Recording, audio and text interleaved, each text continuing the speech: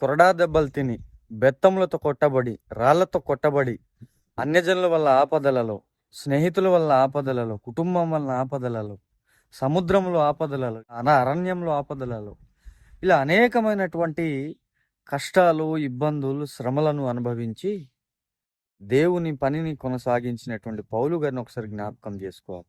ఆ దేవుని కోసం అంతటి శ్రమను, అంతటి కష్టమును, అంతటి హింసను ఆయన భరించడం జరిగింది. దేవుని పేరు చెప్పుకొని బ్రతుకుతూ, దేవుని కోసం బ్రతుకుతున్నామని పేరుకే వారి సుఖభోగాల కొరకు దేవుని పేరుని చెప్పుకొని బ్రతుకుతున్న వారు ఎంతో మంది ఉన్నారు.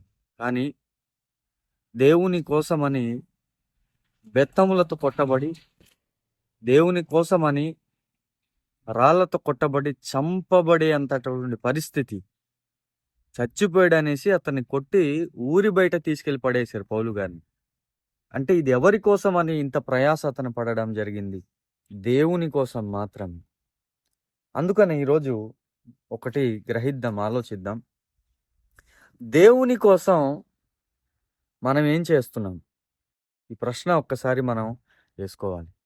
ఎక్కడికి వెళ్తున్నాం? దేవుని కోసం పరిగెడుతున్నాం.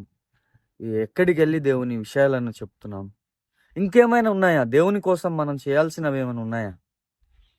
ఎంతసేపు మన కోసం దేవుడు ఏం చేస్తున్నాడు, ఏం చేయబోతున్నాడు, ఏం చేయాలని ఆలోచించేవారే తప్ప దేవుని కోసం నేనేం చేస్తున్నాను అని ఒకసారి మనం ప్రశ్నించుకుంటే, ఒక ప్రశ్న మనలో రావాలి. దేవుని కోసం మనం ఏం చేస్తున్నాము?